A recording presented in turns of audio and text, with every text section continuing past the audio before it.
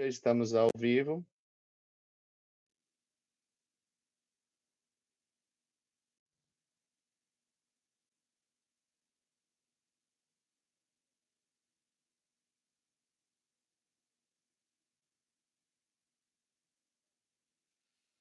Bom dia, sejam muito bem-vindos ao nosso webinar da Rio Card, em parceria com a Ciclos.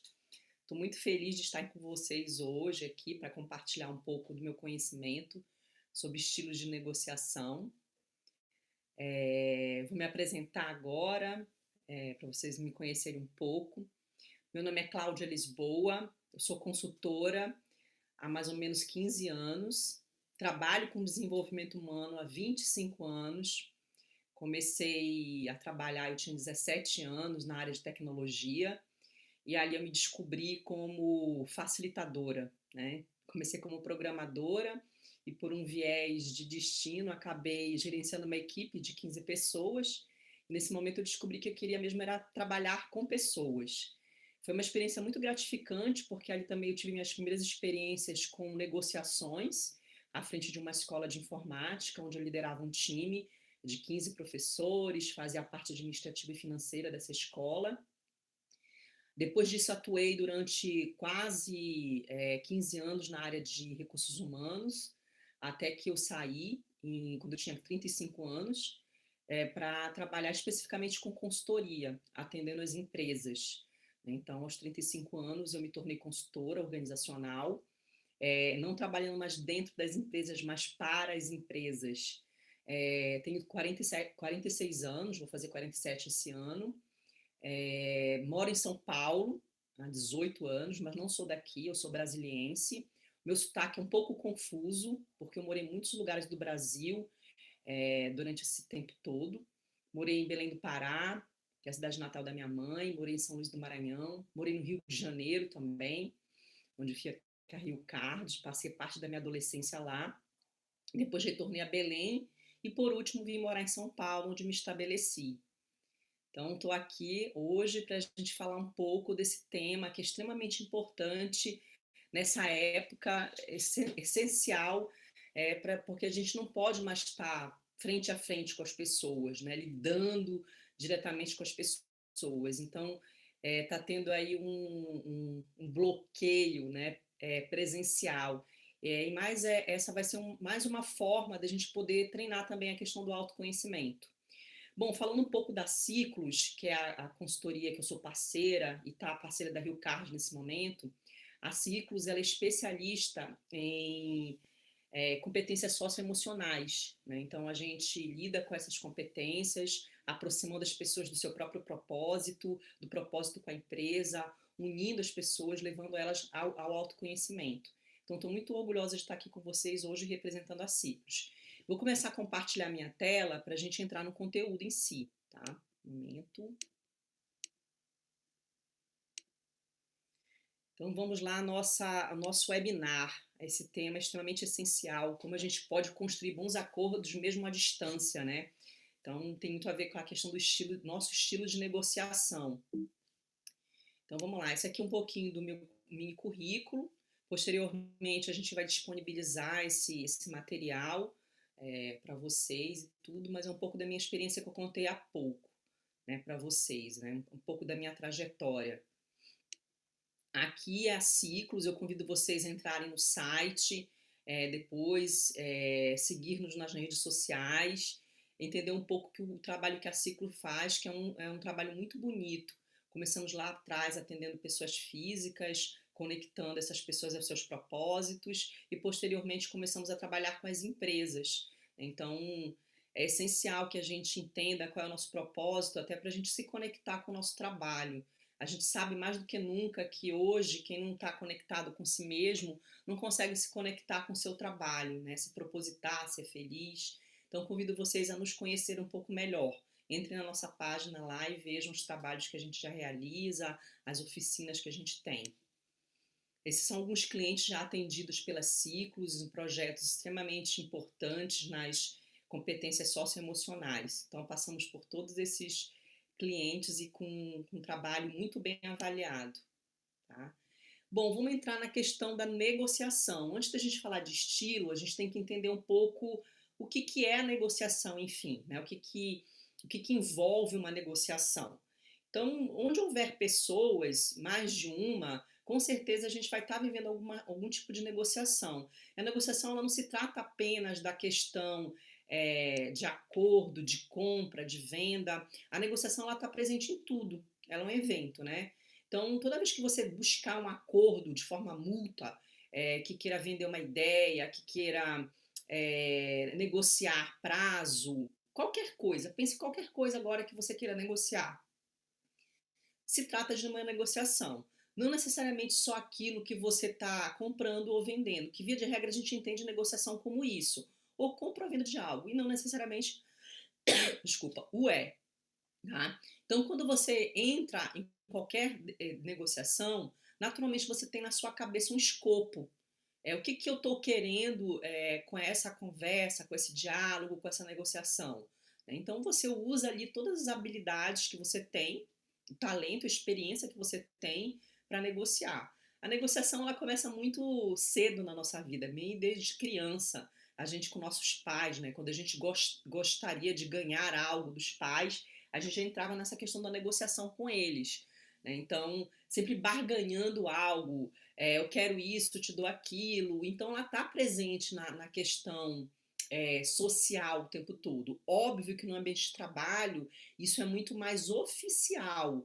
Oficialmente estamos negociando o tempo todo entre nossos pares, com o nosso chefe, com o nosso cliente, com o nosso fornecedor. Então, talvez fique mais evidente a necessidade da gente poder ter técnicas para negociar. Tá? Alguns elementos muito básicos da negociação e são principais que foram elencados pela Escola de Negócios de Harvard e que a gente não pode deixar ou menosprezar quando a gente está falando de uma negociação oficial dentro das organizações. Mas vocês vão reparar também que ela serve para a nossa vida pessoal, né? Não apenas só para o mundo organizacional, mas para o mundo pessoal. Então foram elencados esses itens como extremamente importantes, 7 itens importantes para eu levar em consideração no momento que eu estou negociando. Primeira coisa, quais são os meus interesses? O que, que eu desejo? Quais são as minhas motivações? Quais são as minhas necessidades mediante esta negociação? Isso eu tenho que ter elencado, né? Eu estou entrando numa negociação por quê? O que, que me motiva a estar nela? Aí entra a questão de prazo, entra a descrição do que você quer, entra o objetivo.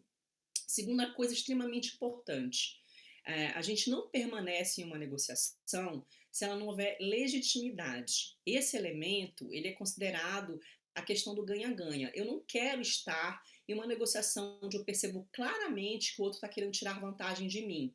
Ou seja, aquilo não é legítimo. Se não é legítimo, eu estou fora daquilo. Então, quando eu for entrar em uma negociação, eu tenho que entender o que seria o melhor para mim e o melhor para o outro.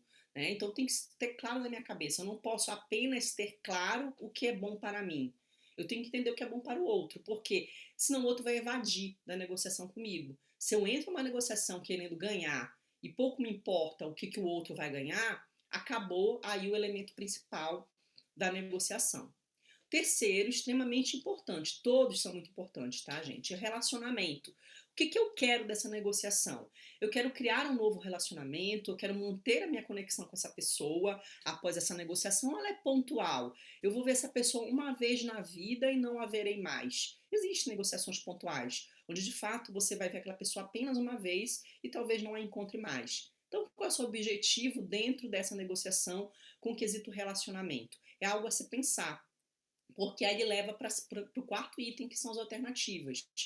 Caso eu não consiga estabelecer ou ter todos os meus interesses atendidos, quais são as alternativas que eu tenho? Qual é o meu plano B? Eu tenho esse plano B ou entro numa negociação sem o plano B? Sem o cenário 2? Então é importante que eu construa alternativas antes de começar uma negociação. Qual é o meu mínimo aceitável? Qual é o meu máximo aceitável? Qual é o caminho do meio?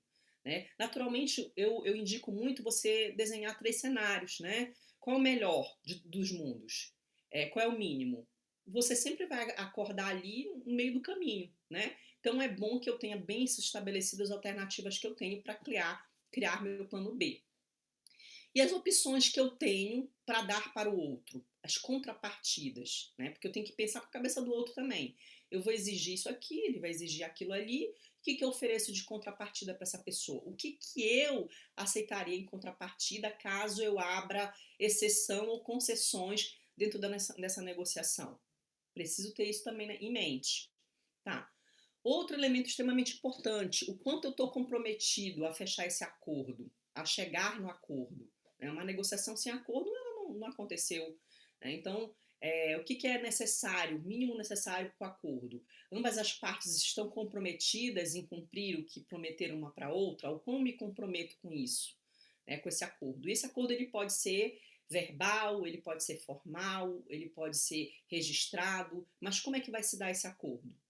E um elemento extremamente importante, principalmente para o momento que nós estamos vivendo hoje, a comunicação. É como eu estou fazendo essa negociação. Quais são os canais que eu estou utilizando para negociar? Presencial? É online? É por escrito? Como é que eu estou fazendo isso? O canal ele é impactante, porque se eu não tenho uma proximidade com essa pessoa grande, os canais que não são os presenciais, eu estou ali ao vivo com a pessoa, pode vir a prejudicar, principalmente se eu não conheço essa pessoa. Meu primeiro contato com ela foi um telefonema. Ela não está me vendo, eu estou perdendo elementos importantes de uma boa comunicação. Hoje, graças a Deus, a gente tem a tecnologia a nosso favor. Não podendo estar presente, a gente pode fazer uma videoconferência, como nós estamos fazendo hoje. Vocês estão aí, eu estou aqui na minha casa, transmitindo esse webinar. Mas eu tenho a vantagem de estar vendo, eu estou vendo o outro, estou percebendo o não verbal dele, né? Então, eu dei a preferência para usar canais onde você possa ver esse indivíduo, onde você possa escutar a voz dele e fazer essa combinação de coisas. E as formas que eu estou utilizando também, elas vão impactar. Hoje, mais do que nunca, esse sétimo elemento ele tem um peso muito grande. Né? Então, as negociações elas têm que ter um canal bom, onde tenha pouco ruído.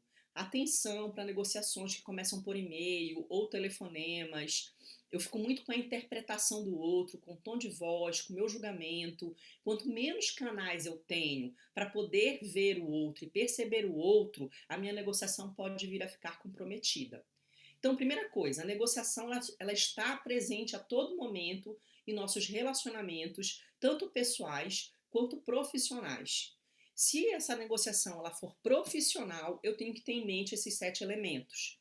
Óbvio, se for pessoal, eu não vou precisar de todos esses elementos, mas certeza, o de comunicação e interesse, ele vai estar presente. E o relacionamento também. São 3 que vão estar muito presentes dentro da tua negociação, que é mais pessoal e informal. Bom, toda vez que a gente fala de negociação, a gente tem que ter em mente que vai haver um conflito, tá? Ou de ideias ou de interesse.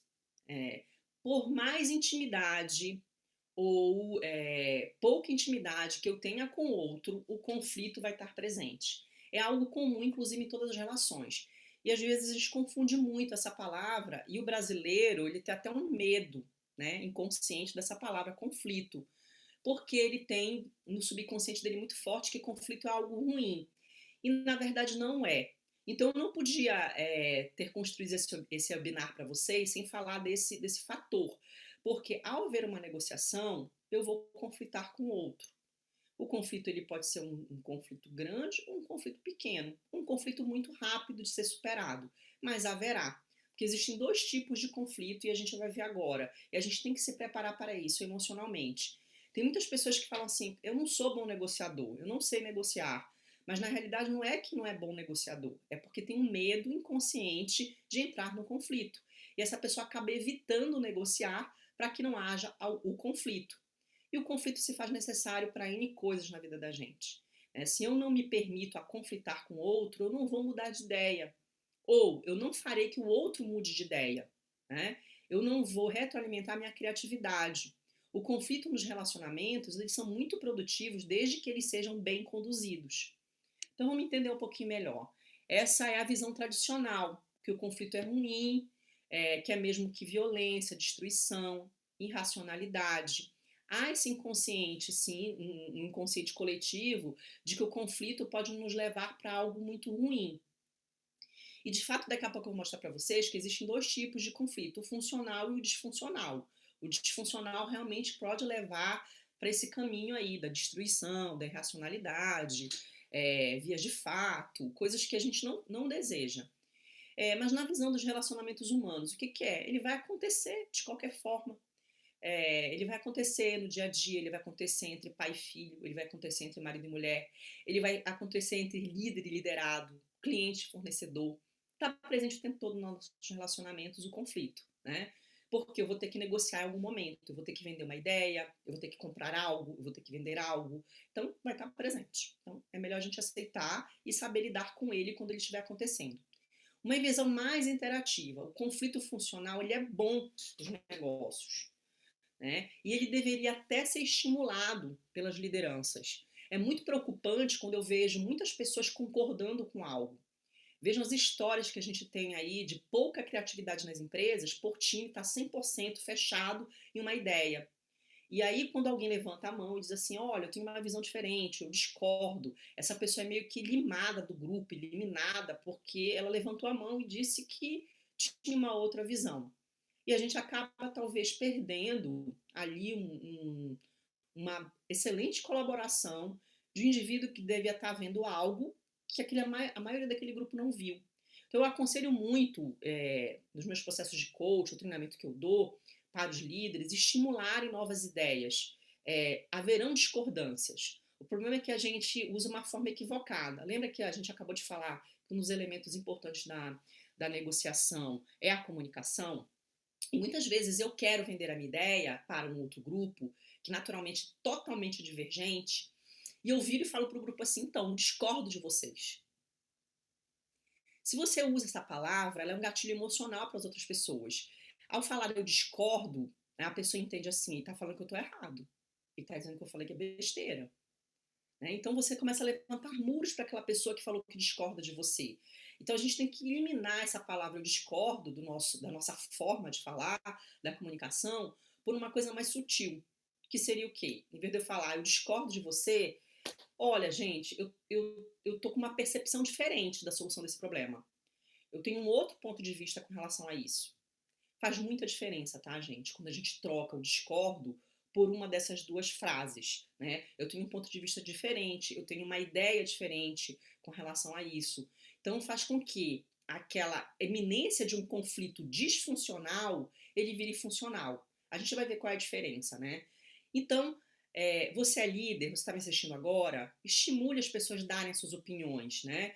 É porque às vezes a gente tem um falso entendimento de que todo mundo está concordando é porque todo mundo é muito colaborativo, as pessoas são amigas, mas está todo mundo olhando para a mesma direção, ninguém tem uma ideia diferente com relação àquilo, ninguém tem um outro ponto de vista, e muitas vezes a gente segue, né? Porque é melhor seguir, é mais rápido, todo mundo está concordando, né? Então todo mundo está olhando para a mesma direção, é mais cômodo, óbvio, né? Eu fazer esse direcionamento. Mas estimulem os conflitos funcionais dentro da equipe de vocês. Vocês vão ver o tanto de ideia, de sugestão boa, de pontos de vistas. Não deixe que as pessoas elas briguem porque uma discordou da ideia da outra. Não há problema algum de eu não concordar com a ideia do outro. Eu estou discordando da ideia dele, não dele, né? Não estou contra ele. Eu tenho outro ponto de vista diferente da ideia dele, ok?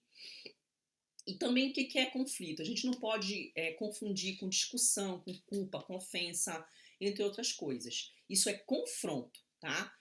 Quando vem a ofensa, né, quando vem a culpabilidade na conversa, isso que você está falando é uma besteira, não concordo com você, então eu já estou indo na identidade da pessoa. Então a gente tem que evitar esse tipo de situação, ir na identidade. Vamos falar do problema, vamos falar da ideia e não de pessoas, né? Que ideia idiota, né? Então, quando você fala isso, ou você verbaliza isso, ou você demonstra no seu não verbal, você com certeza você começou ali a arrumar um confronto para você e um conflito disfuncional naquele momento.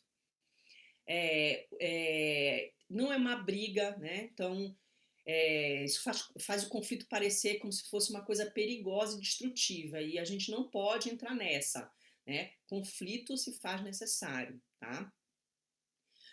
A gente pode, por meio da nossa iniciar esse conflito de forma muito produtiva, na discordância de ideia, ou não chegar numa solução de cara na negociação, né? Então, como a gente está falando de negociação, eu falei para vocês, na negociação haverá conflito. Então, no momento que o conflito acontecer na negociação, eu tenho que aprender a lidar com ele, não entender que aquilo é uma coisa ruim. Talvez o outro, a outra parte que está negociando comigo, né, que está trazendo o ponto de vista dela, enxergou algo que eu não vi. E por que não considerar?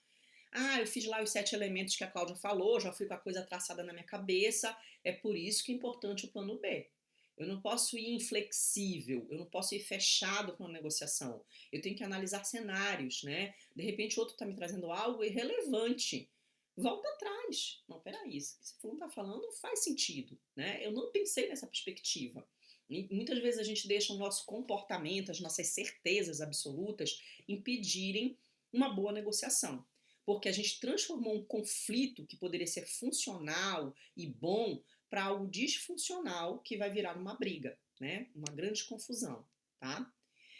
Bom, o conflito ele pode ocorrer por dois motivos, sendo que um deles ele é um pouco mais abrangente. Um é a disputa, porque eu estou disputando alguma coisa com essa pessoa, que pode ser territorial, pode ser um poder, né? Esse poder ele tem a ver com dinheiro, tem a ver com status, tem a ver com o meu espaço, ele pode ser de recursos, e aí vocês podem pensar em recurso financeiro, podem pensar em recursos humanos, recursos tecnológicos, enfim, tudo quanto é recurso que vocês pensarem agora. Pode ser uma disputa por recurso, ok? Pode ser por recompensa, e a recompensa pode ser um elogio, ou pode ser realmente aquela parte financeira, um benefício, ok? Pode ser uma disputa por função, que também entra em um pouco do status quo, né? É o que eu desejava, é o que eu queria, esse espaço, essa tarefa, essa atividade, eu queria muito isso. E pode ser também por interesses, N's, né? Os interesses que eu tenho, que talvez sejam políticos, sejam emocionais. Então, tem vários tipos de interesse. Então, esses elementos caem no grupo de disputas, né? E, eventualmente, em negociações, haverão disputas, né? Porque, principalmente de compra e venda. Imagina aqui que eu estou querendo comprar uma casa e outra pessoa está querendo vender essa casa. Eu tenho um budget na minha cabeça para compra e essa pessoa tem um mínimo aceitável dela, né? Eu tenho o meu máximo que eu posso pagar, aquela pessoa tem um mínimo dela. Entra aí a questão de interesse, tá? Que tem aliás, desculpa, recompensa, né? Que tem a ver com a recompensa financeira, o que eu tracei máximo e o que eu tracei mínimo. Pode ser que eu nunca chegue num acordo em comprar essa casa, porque o meu máximo nem chega no mínimo dessa pessoa, mínimo aceitável dela. E aí aquilo vai virar realmente uma disputa sem uma negociação final, né? Sem algo que seja agradável para ambas as partes. Vamos falar de promoção dentro da empresa. Eu estou batalhando por uma promoção, uma negociação de salário. Então, eu estou falando aí também de recurso, que é o recurso financeiro, né? Então, eu quero negociar aumento salarial com o meu chefe. Há uma disputa aí. O teu líder querendo manter talvez você numa posição, fazendo até mais atividades e ganhando o mesmo valor, e você querendo fazer mais atividades, mas querendo ser recompensado financeiramente, ok? E outra possibilidade do conflito pode ser diferenças de opinião. Na maior parte do tempo, dentro da empresa ou na vida pessoal, principalmente, a gente tem o item número 2, que é a diferença de opinião, tá? Que está permeando todos os relacionamentos. Em muitos outros casos, dentro de uma negociação, você vai ter diferença de opinião e também uma disputa, tá? Para ficar mais claro para vocês, já que a gente não está podendo trocar, eu não estou podendo fazer pergunta, interagir com vocês nesse momento, eu trouxe uma cena de filme para a gente assistir junto. E o que eu quero que vocês observem nessa cena, o filme chama Amor Sem Escalas.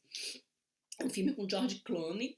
Eu até aconselho vocês assistirem, que é muito legal, é uma aula de negociação e também fala muito da questão de geração, como duas gerações podem trabalhar juntas, distintas. Então, quem tiver um tempinho esse final de semana, faço o convite que assista esse filme, que ele é muito bom.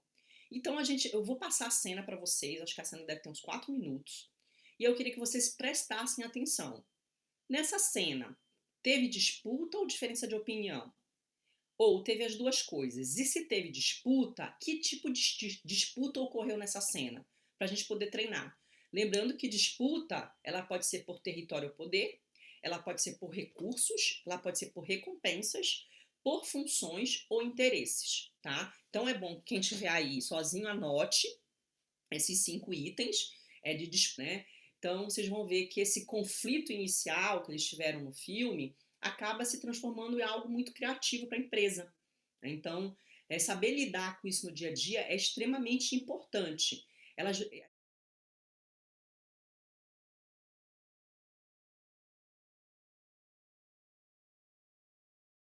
tipos de conflito. Um pode ser funcional, que é o que a gente deseja o tempo todo, que vai estimular a inovação das pessoas, criatividade, crescimento. Também vai estimular o processo decisório na empresa, soluções alternativas, as performances individuais e de grupo podem melhorar.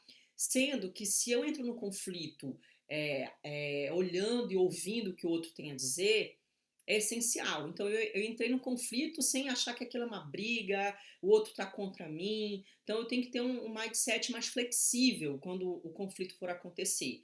Caso eu tenha um mindset mais fixo e eu enxergo tudo como uma ameaça, eu vou com certeza transformar aquele conflito em disfuncional. Então o que vai acontecer? Estresse, muita satisfação no meu trabalho, uma comunicação com muito ruídos, falta de confiança nas pessoas, os relacionamentos desgastados, a minha performance vai reduzir, a performance das outras pessoas também. Vai ter uma grande resistência à mudança. Né? A cena que a gente acabou de ver, o caminho é esse. Se o George Clooney não se abrir para o que a outra está dizendo, ele começou a se abrir para uma resistência à mudança. Né? Eu não quero aquilo para mim, eu não aceito isso. Né? Toda feita que eu levanto essa bandeira, eu não aceito, não quero nem ouvir o que o outro tem a dizer, eu transformo aquele conflito em disfuncional. Tá? Pode também ter a ausência de comprometimento e lealdade à organização. Né? Então, o tanto de problema que eu posso causar para mim, para a empresa, quando eu transformo um conflito que poderia me levar a algo melhor, uma mudança de mindset, buscar solução, trabalhar melhor em equipe, e eu começo a levantar crenças limitantes com relação ao que está acontecendo, eu posso transformar de fato isso num confronto. Então, o que eu penso a respeito de conflito pode transformar minha negociação em grande desastre, sim, tá? Então, como eu falei, onde houver pessoas vai haver conflito, porque há emoções. Então, as emoções estão presentes, elas fazem parte do nosso comportamento, né? Por mais técnica que eu tenha e que eu possa aprender, elas não serão suficientes se eu não souber lidar com o meu próprio comportamento e com o comportamento do outro. A técnica, ela é importante, essencial. Eu preciso ter técnica de negociação. Eu preciso aprender o que é uma Batman da vida, eu preciso aprender o que é um mínimo, máximo necessário, eu preciso saber o que é barganha, eu preciso saber de tudo isso. O que não é o nosso foco aqui, a gente não vai falar de técnicas de negociação. Mas se eu não souber lidar com meus comportamentos, identificar que eu tenho questões a lidar com conflito, ou eu tenho questões de lidar com pessoas que entram em conflito, eu vou ter problema, tá? Então, existem 3 níveis de gravidade de um conflito. É o conflito percebido, ele já é latente, as partes percebem, compreendem a existência dele, sente que os objetivos são diferentes, mas não é dito, vamos dizer que não é ali verbalizado, mas se sabe que existe aquele conflito. Existe o experienciado, todo mundo sabe que há um sentimento ruim com relação àquilo, um medo, que ele pode ser apenas só seu, não é do outro, não é da outra parte, pode ser de ambas as partes, tá? Mas via de regra esse conflito experienciado, ele tem muito a ver com o que você pensa sobre a pessoa, a situação que está acontecendo. Então ele fica muito ali nos bastidores e com impeditivos de a gente avançar na negociação, porque você está em conflito com você mesmo. Outro é o manifestado, já chega a ser o conflito aberto, que tem a ver com a cena que a gente acabou de presenciar agora. Né? Então, ali se abriu um conflito, os dois sabem o que está acontecendo, um falou para o outro que discorda, né? Inclusive houve até uma ameaça, né, dentro da cena, você vê claramente que um ameaçou o outro com relação à mudança, o confronto iminente. No caso foi uma interferência ativa e nem passiva, tá? Muitas vezes o conflito manifestado, ele é feito nos bastidores, ele é aberto, as pessoas lutam entre si, mas todo mundo sabe que há aquela luta. Eu falo que eu acho que o mais fácil de lidar com o manifestado, porque se eu for líder e eu tenho uma dupla, pessoas na minha equipe com conflito aberto, eu consigo resolver.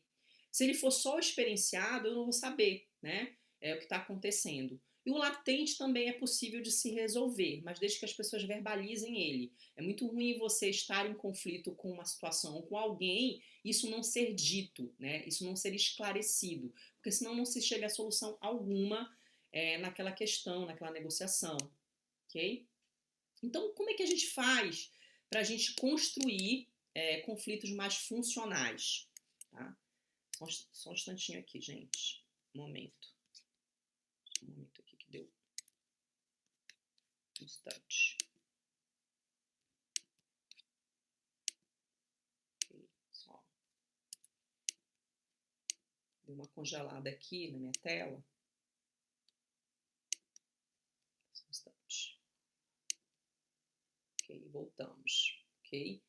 Então, negociação, eu tenho que preservar os 7 elementos para entrar numa negociação de forma mais organizada e planejada. Eu tenho que entender que em algum momento essa negociação ela vai haver conflitos ou por disputas, né? Por eu estar disputando algo com a outra parte, ou por discordância de ideias, né?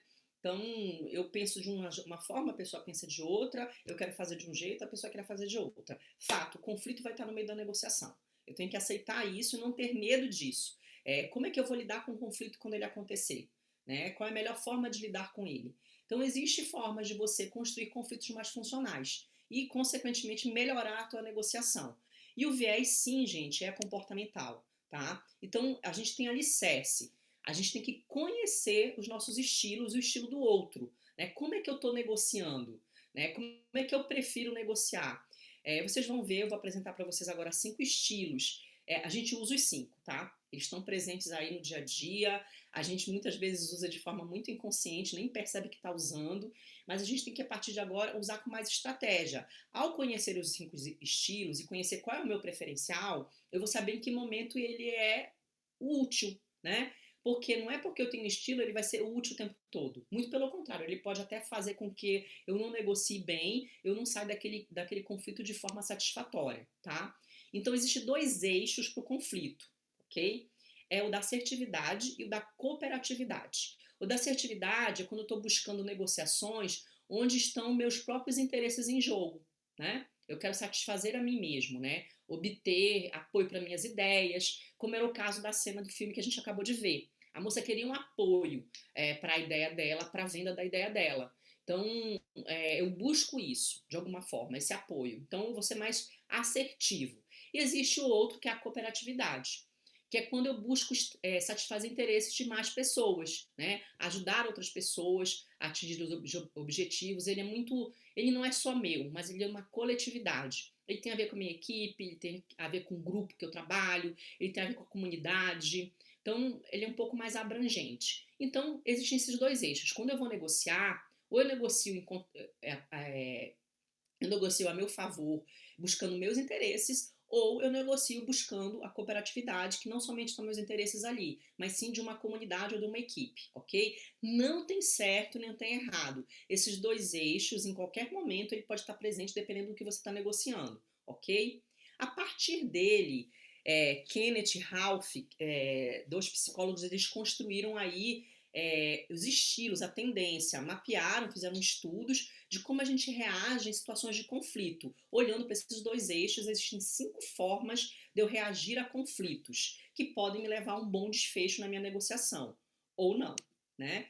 Então, a saber são esses. Eu posso trabalhar dentro desses 2 eixos, assertividade e cooperação, sendo que eu posso usar mais de competição, colaboração, conciliação, evasão e concessão. Então, vamos entender. Quando eu resolvo usar da competição, eu vou ser mais assertivo e não vou ser cooperativo. Eu estou buscando coisas do meu interesse. Então, a cooperação vai ficar de lado e eu vou focar naquilo que eu quero, em busca daquilo que eu quero. Então, vai haver mais assertividade e nada de cooperativo. Se eu uso de colaboração, eu vou ser altamente assertivo e também cooperativo. Então, vocês percebem que esse estilo ele contempla os 2 eixos, o da assertividade e da cooperação. caso eu escolha ser colaborativo dentro do meu processo de negociação. Bom, evasão. Não tem nada de assertivo e nem de cooperativo, mas é uma estratégia, tá? A gente vai ver. Ah, então é ruim. Não, depende do que está acontecendo, em que altura da negociação você está, ou como aquele conflito se deu. Talvez a evasão seja a única alternativa que você tenha, mas saiba que não é assertivo e nem cooperativo, tá? Conciliação é pouco assertivo e cooperativo, tá? Ele tem um quê de assertividade, um quê de cooperação, mas é ali meio que em cima do muro, tá? E a concessão tem uma moderação entre ser assertivo e cooperação, tá? Lembrando, a gente tem uma preferência para um deles, mas a gente usa os 5 o tempo todo, sem perceber, a gente está usando esses 5 estilos. Eles são muito bem-vindos, tá? Eu preciso entender qual é o que eu uso mais, porque tem algum estilo que eu evito, né? Eu não uso ele. Então, a maioria das pessoas que eu já entrei em contato, que responderam o teste do TKI, ele é baseado no TKI, um teste de estilos de negociação, eu vejo que não é da natureza do brasileiro a competição. A gente não tem muito isso forte. E a gente tem muita resistência em pessoas que usam esse estilo, mas ele é importante. Vocês vão ver o quão ele é importante e quando ele tem que ser usado. Então vamos lá. Afinal, qual é o melhor estilo? Eu acabei de responder para vocês, não tem o melhor estilo. Existe o estilo que vai ser apropriado para o que eu estou fazendo, para o que eu estou negociando, o tipo de conflito que eu estou vivenciando. É estratégico, eu tenho que aprender a usar os 5, eles são extremamente importantes. Então, quando é que eu uso a concessão? Então, né? Lembrando que a concessão ela é uma moderação entre a assertividade e a cooperação. Em alguns aspectos, eu admito que eu estou errado, né? Então, de fato, eu estou errado. Eu comecei a entrar na negociação, eu percebi que eu não estava com todas as informações necessárias, faltou coisa para mim e eu vou ter que conceder. Então, admita e use da concessão, né? Também quando o problema é mais importante para o outro do que para você. De repente, você está fazendo uma negociação onde que se você conceder aquilo, não vai fazer muita diferença na sua vida, não vai fazer muita diferença no teu estilo, não vai fazer muita diferença. Então, por que não, né? E aí, principalmente se aquele relacionamento foi importante para você, ou um relacionamento que vale a pena você trabalhar ele para o futuro, por que não conceder? Não vai me fazer mal nenhum, abra a concessão do que você pode dar. E quando você estiver sobrecarregado, né? E mais disputas vão prejudicar, né, a tua causa. Tá muito sobrecarregado dentro dessa negociação, já teve muito problema, né? Durante o tempo todo na negociação. A negociação está demorando mais do que deveria. Há algo que você possa conceder? Prazo, preço, qualificação da negociação, especificação. Veja o que você pode conceder para minimizar as disputas. A gente acabou de ver na cena de filme que disputa pode levar a gente para uma coisa disfuncional, desagregadora. Tanto emocionalmente vai ser ruim para mim, quanto vai ser emocionalmente para as outras pessoas. É um desgaste desnecessário. Então, conceder é importante, desde que eu tenha manobra para fazer isso e desde que, de fato, eu percebi que eu estou errado. Eu estou errado, eu vou ter que abrir concessão. Eu não fiz a minha lição de casa. Não fiz aqueles 7 passos da negociação e eu vou ter que conceder agora, tá? E a competição, quando é importante? Ações rápidas e decisivas, né?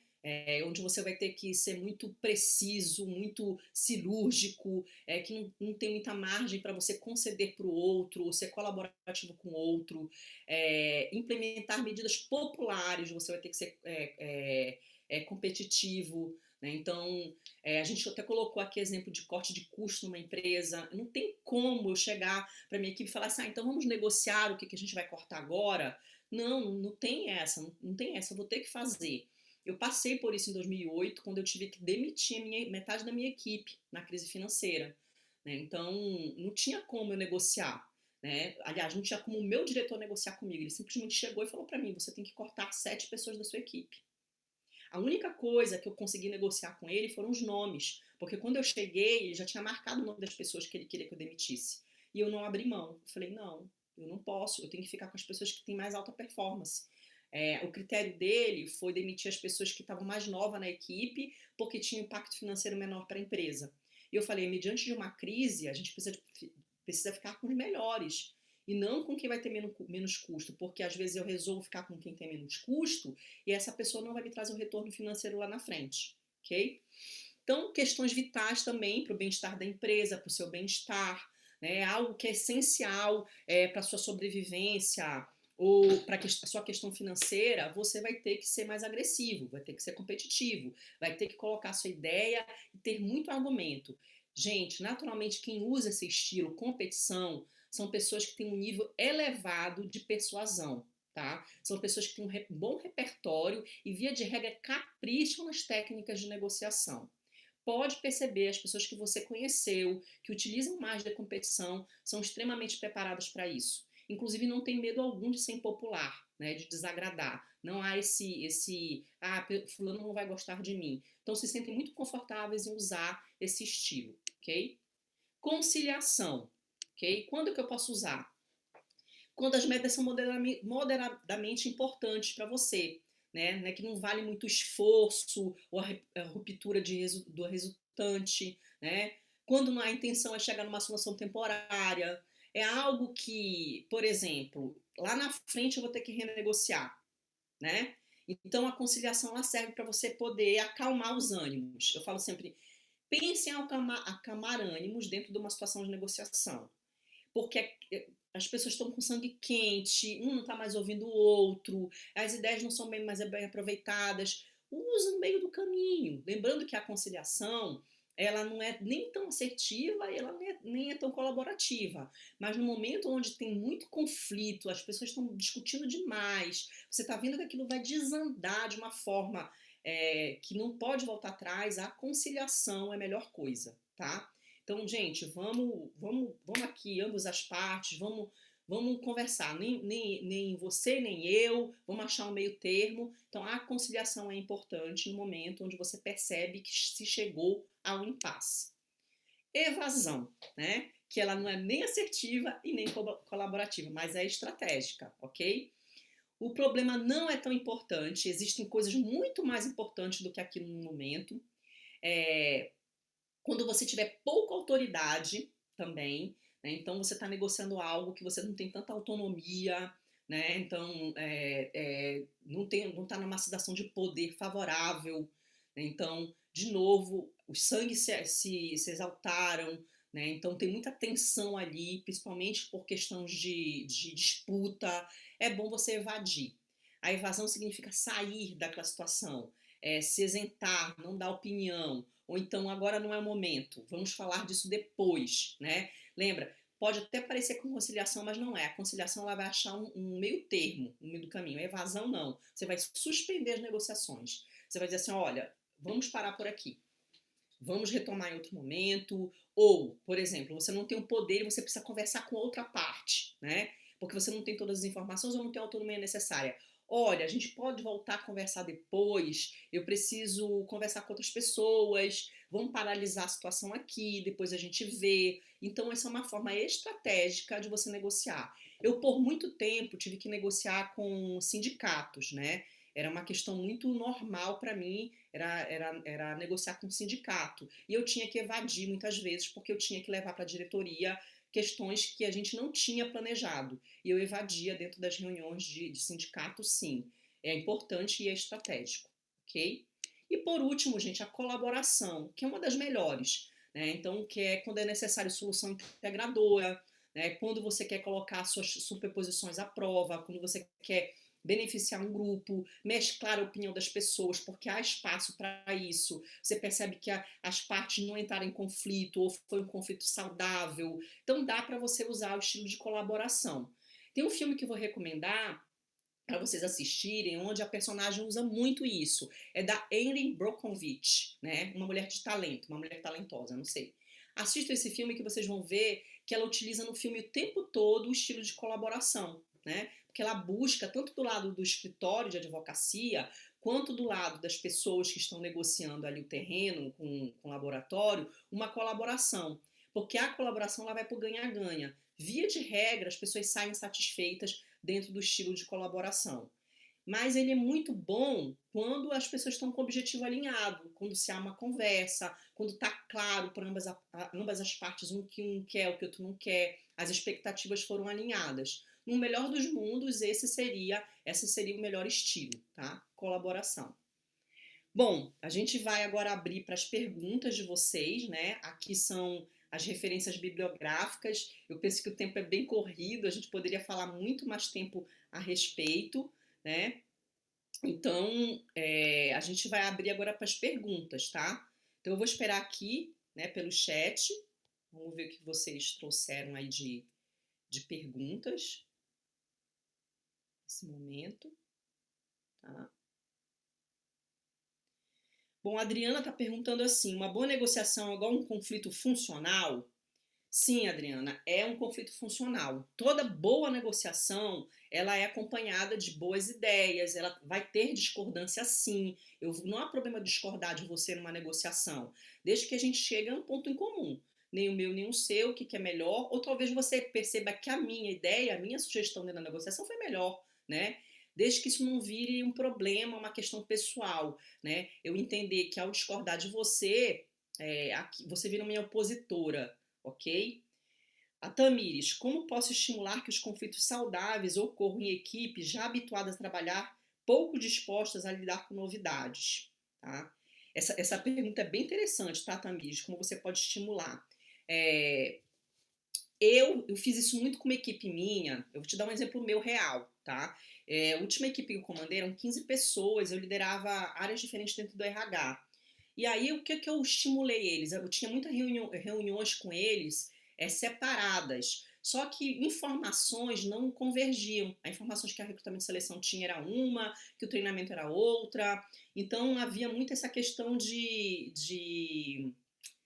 cada um fazer o seu no quadradinho, né? E aí eu peguei, desafiei eles, né? Trouxe a equipe, falei, olha, a partir de agora as nossas reuniões elas não vão ser mais em subsetores, a gente vai fazer uma reunião única.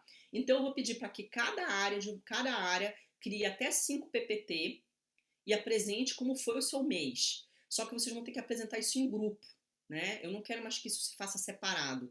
Antes de vocês me apresentarem, vocês vão ter que fazer uma reunião entre vocês. Eu não vou ter que estar presente e vocês vão reunir entre vocês para achar a melhor forma. Deixa eu parar o compartilhamento aqui para vocês me verem, tá, gente? Para você achar a melhor forma, vocês acharem a melhor forma de trazerem sugestões um para a área do outro. Ou seja, o que eu estimulei lá, Tamires, a área de seleção tinha que apresentar os números para a área de treinamento. E a área de treinamento tinha que dar sugestões de melhoria para a área de seleção. Posso te falar que foi uma experiência maravilhosa. Eu estou falando de 2 áreas, mas eram 5. A área de qualidade, endomarketing, seleção. Então, fiz com que eles trabalhassem, um olhando para a área do outro, porque era como uma visão de pares e clientes, para que um sugerisse para o outro tivessem sugestões de melhoria. Quando eles iam se reunir comigo, gente, era um show de criatividade, porque de fato houve ali, eu estimulei uma colaboração entre eles, né? E eles a partir dali se reuniam daquela forma. Então eles tinham 1 hora para me apresentar todo o panorama de um mês e com as sugestões que eles tinham criados um para os outros, tá? Essa daí é uma dica que eu te dou. Você vai estimular a criatividade nesse grupo e, sem eles perceberem, eles vão estar entrando num conflito funcional, que é muito bom. A Luanda está perguntando o nome do filme. Qual que eu passei? Se for o que eu passei, Amor Sem Escalas, né, com George Clooney. O outro que eu citei, para vocês poderem ter uma aula de negociação muito bacana, é da Henry Brockovich. Tá? É uma história baseada, um filme baseado em história real. Muito bom, tá no Netflix. A Flávia. Você acredita que a juniorização da liderança pode influenciar no conflito não saudável? Porque cada vez mais as pessoas mais novas em cargos de liderança, tendo que muitas vezes lidar tratar contratos com pessoas muito mais experientes. Flávia, sim, pode acontecer isso sim, tá? Por isso a importância da gente investir na capacitação dessas pessoas, né? Porque imagina, eu abri o workshop, a webinar falando para vocês que eu tive a minha primeira liderança, eu tinha 20 anos, eu pouco me conhecia. Você não sabe as atrocidades que eu fiz por falta de autoconhecimento, né? Então isso não mudou muito não, tá? Se eu sou muito jovem e não trabalho, porque tem jovem que trabalha, veja, tem jovem profissional que trabalha muito bem seu autoconhecimento, mas isso são exceções, não é uma regra, tá? Se eu trago pessoas mais júniores, com poucas habilidades, com poucos skills comportamentais, fatalmente eu vou ter conflitos disfuncionais dentro do time, porque eu não sei lidar comigo, eu não sei o meu estilo. Como é que eu vou conhecer o estilo do outro? Como é que eu vou conhecer o estilo do meu fornecedor, do meu cliente? Então pode ser que eu cause muitos problemas. Posso te falar por mim, por muito que eu já vi dentro de empresas. Essa questão da falta do autoconhecimento, que perpassa pelo meu estilo de comunicação, pelo meu estilo de negociação, pelo meu perfil comportamental, e eu começar a fazer besteiras dentro da empresa, tá? Então, pode acontecer sim. A gente tem que investir nessas pessoas. Se a gente trouxe para dentro da empresa, vamos prepará-las para que elas possam saber lidar com situações de pressão, que não faltam é situação de pressão, a gente viver, né? Então, acho que é muito importante, tá? Bom, gente, foram essas perguntas que vieram. Fica a dica aqui para vocês, eu vou dar para vocês aqui entenda um pouco mais o teu estilo, como é que você funciona, qual é a tua tendência na hora de negociar. Eu tenho uma tendência muito de conciliar, mas você percebeu, cuidado, conciliar o tempo todo não vai funcionar, né? Eu quero achar um meio termo, vai ter hora que não vai ter meio termo, vai ter hora que você vai ter que ser mais competitivo, sim, vai ter hora que você vai ter que conceder, vai ter hora que você vai ter que evadir, porque se você não evadir, você vai perder a negociação. Então, entender que momento eu estou na negociação, qual é o estilo, como é que eu funciono e usar isso ao meu favor, né? Fica o convite aqui para vocês lerem mais, estudarem muito sobre isso. Existem livros maravilhosos que ensinam a gente a negociar melhor. Existem filmes que vocês podem assistir para se inspirar, grandes negociadores. Eu gosto muito do filme do Jobs. Não estou falando da forma como ele se comunicava, mas como ele negociava. Ele era um excelente negociador. Sigam perfis de pessoas que são excelentes negociadores. O William Ury é um cara fantástico. Tem vários vídeos dele no YouTube, onde ele ensina pra gente muitas técnicas, métodos, e a forma como ele negocia também maravilhosa, tá? Falta um minuto para encerrar. Queria agradecer muito a audiência de vocês. Se gostaram, repliquem aí depois o webinar. Sigam a gente a Ciclos dentro nas nossas redes sociais. Lá a gente publica muito artigo, a gente dá dica, né? Então, e eu queria agradecer muito aqui a Rio Card pela confiança na Ciclos. A gente vai ter outros palestrantes, outros instrutores da Ciclos palestrando essa semana e na semana que vem, tá? Muito obrigada, fiquem com Deus e estudem, né? Aproveitem esse tempo aí que vocês estão em casa para se atualizar, para estudar, tá? Fiquem com Deus. Obrigada.